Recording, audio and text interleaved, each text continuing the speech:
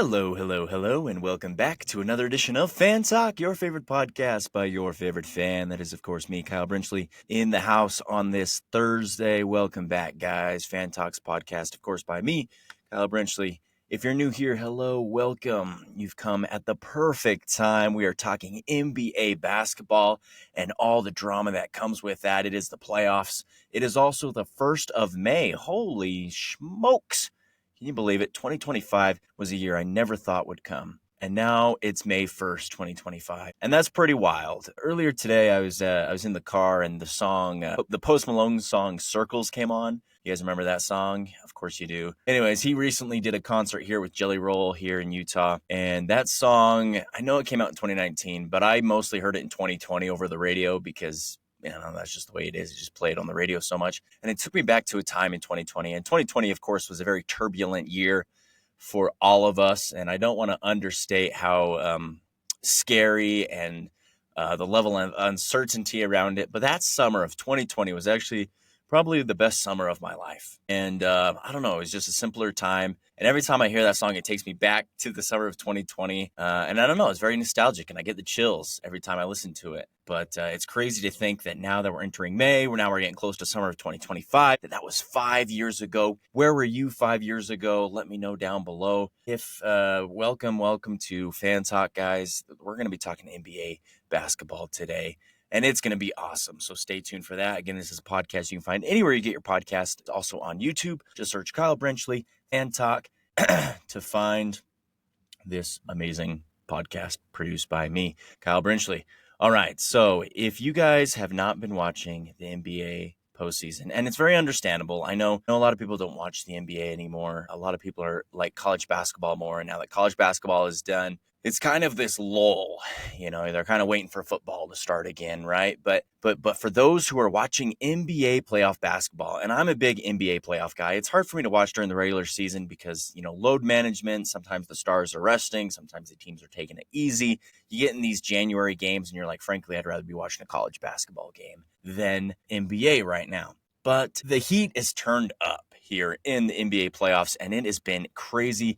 We'll be talking about some of the series that are still going on, some of the games that are happening tonight, looking ahead to potential matchups in the second round. But first, we're going to be talking about the Los Angeles Lakers losing to the Minnesota Timberwolves. I know the Lakers probably get a lot of airtime, but it is so important because obviously the Lakers made that blockbuster trade for Luka Doncic, and people were like, look out, LeBron and Luka, this could be crazy.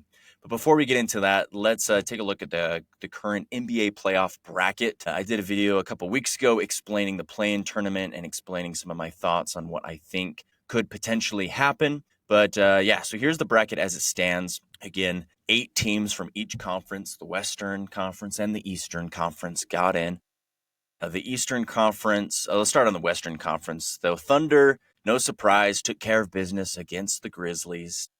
They swept them in 4 games. I think this next series, whether the Nuggets or the Clippers come out, should be very interesting. Can the Thunder get past the semifinals? If you remember last year, they were the 1 seed as well. And the young team usually doesn't do good in the postseason. They ended up losing to Luka Doncic and the Mavericks, who are the 5 seed. So that should be a fun matchup.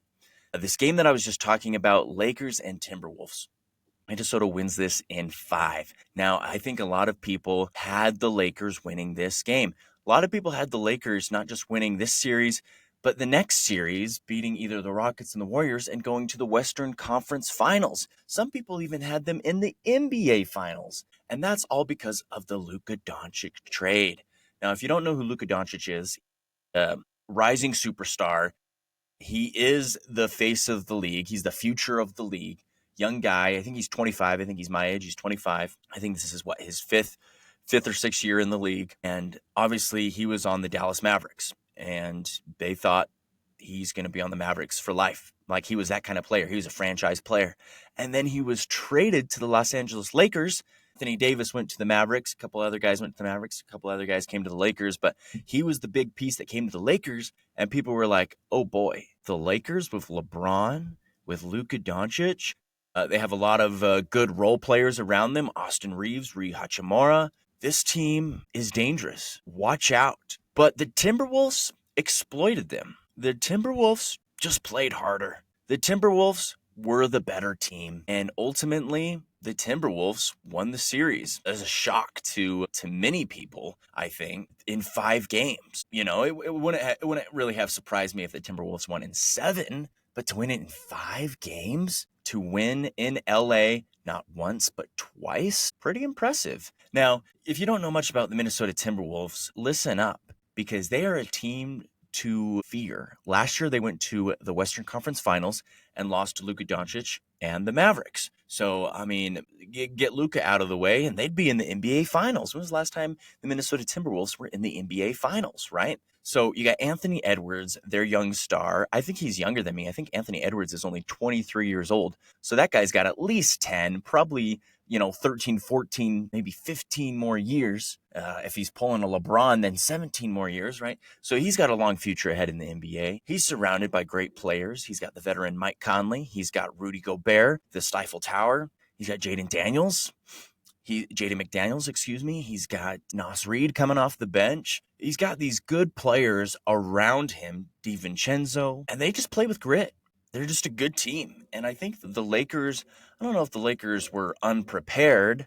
I just think the Lakers, I don't know, maybe it was JJ Redick, a rookie head coach. Maybe it was Luka Doncic just not ever tapping into that playoff magic that he did last year. Maybe it was that they just didn't have any big men. They were always playing small ball. The biggest guy on the court was LeBron James at 6'8".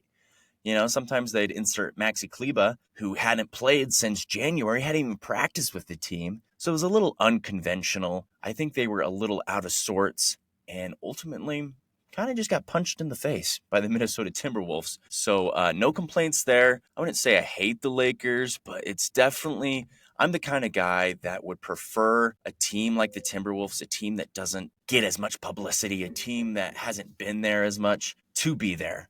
So I'm glad the Timberwolves won. They will face the winner of the Rockets and Warriors. And that leads us into our next, topic, segment, whatever you want to call it, that I want to talk about. There are a couple of series that are locked in 3-2. So game 6, again, each series, they can play up to 7 games, but it's a best of 7, which means you just have to win 4. So the Rockets and the Warriors, Golden State Warriors currently lead the series 3-2, even though they're the underdog seed-wise. This game 6 tonight, actually it's tomorrow night. They're going back to the Bay, back to Golden State. Pivotal game. Can the Rockets win on the road? Can they stop Steph Curry? Steph Curry's been shooting lights out. He's got a good cast around him. Honestly, this Warriors team is good.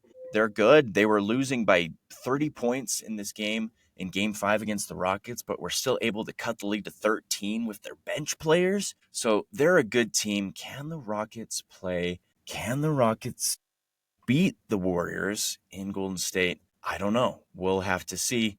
Another Game 6, Knicks Pistons, that's tonight.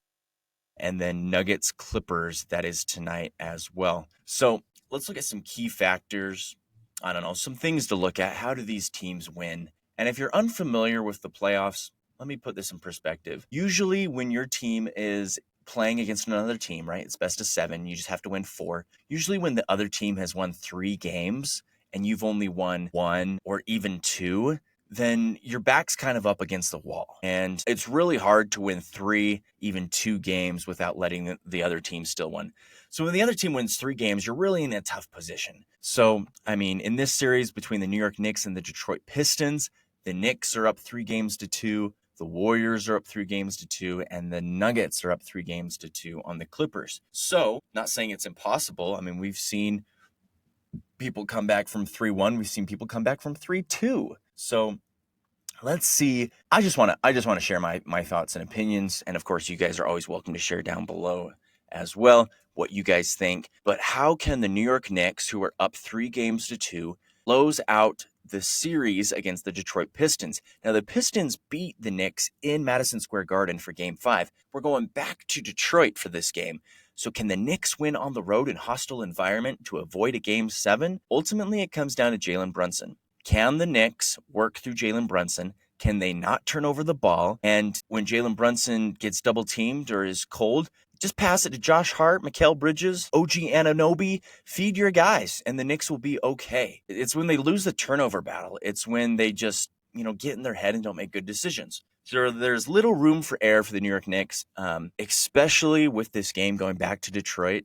Now, they do have 2 opportunities, but in a closeout game, meaning when you have won 3 games already and you just need to win 1 more, it's crucial that you absolutely close it out. Do not leave that door open for this feisty Detroit Pistons team. Now, speaking of the Detroit Pistons, what do they need to do to force a Game 7? Obviously, they're at home. They're feeling good. They've just come off a victory against the Knicks in New York, in Madison Square Garden. And ultimately, it's going to come down to their young stars supported by their veteran players. So you got Cade Cunningham, who is the dog. He is him. You got Sar Thompson. You got supporting cast, Tim Hardaway, Dennis Schroeder, Tobias Harris. You got these older guys, these veterans, as they call them, helping make your free throws. Go attack the basket.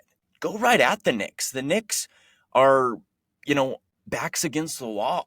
They're in hostile territory. Use the home energy. Go get that win.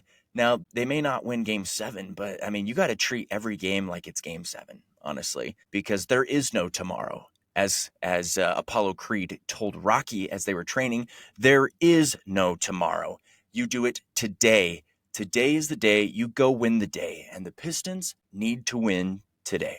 I think they will. I honestly think the Pistons will win, force Game 7. From there, I cannot speak on it. I think probably the Knicks will close it out. But the Pistons could force a Game 7. Now, Nuggets and Clippers, this is the intriguing series. I think this series has kind of flown under the radar a little bit. Just with, you're talking about the Celtics, you're talking about the Lakers, you're talking about the Warriors. Nuggets, Clippers, you kind of forget about it, right? Nuggets are up 3-2, and I think the pivotal game was Game 4. If you remember, Nikola Jokic throws up the shot at the buzzer. He airballs it, but Aaron Gordon catches it and dunks it down before the game clock expires, and the Nuggets win Game 4 to force it to 2-2.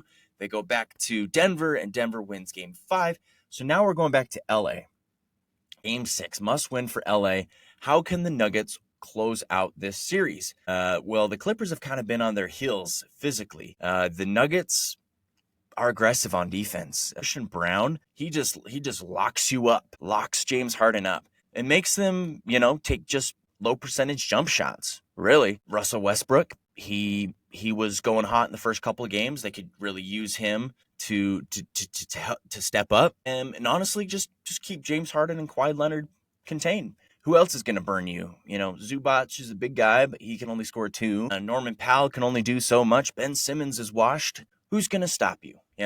So stop James Harden, stop Kawhi Leonard. What do the Clippers need to do to force a Game 7? Ultimately, it's what I just said. James Harden, Kawhi Leonard. Are they going to show up in this game or are they not? Are they going to force a Game 7 or are they not? James Harden has come to LA and he says he's the system. He says that he's going to cook. So let James Harden cook, right?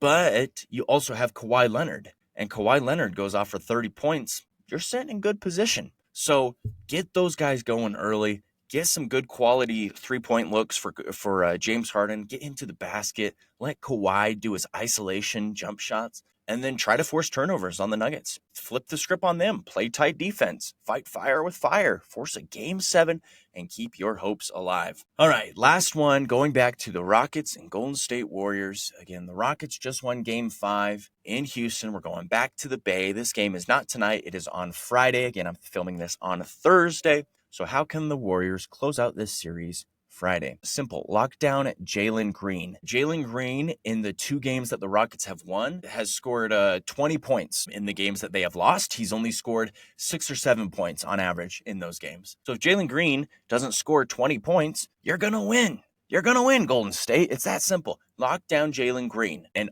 honestly, he is their big scoring punch. They have some other good players who can kind of contribute, but Jalen Green's really their guy. Warriors also need to take care of the ball. Every team needs to take care of the ball, but a team like the Warriors who are so seasoned and have a great coach in Steve Kerr and have veteran players, you really should be better than this. Take care of the ball, limit the turnovers. The Rockets scored 18 points off of turnovers in Game 5.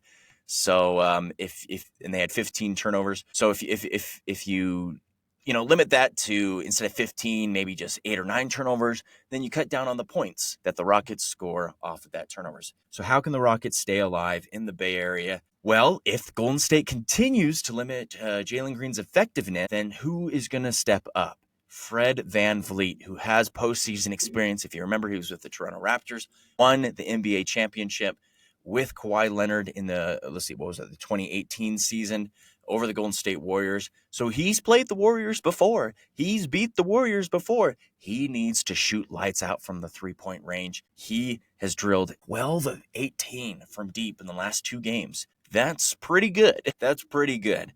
You need the other cast of characters to show up too. You need Şengün, you need Dillon Brooks, you need Thompson. You need to be aggressive, and you need to hit those open shots when they come, because Jalen Green, he's going to get all the attention. He's going to get the double team. So when he drives to the basket and kicks it out to you for 3, Dillon Brooks, you better hit it.